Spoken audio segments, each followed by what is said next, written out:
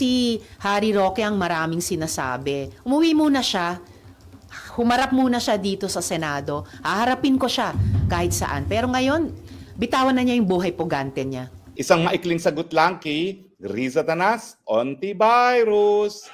Sabi po niya, tigilan ko na raw ang pagiging pugante at umuwi na ako sa Pilipinas at harapin ang aking mga kaso.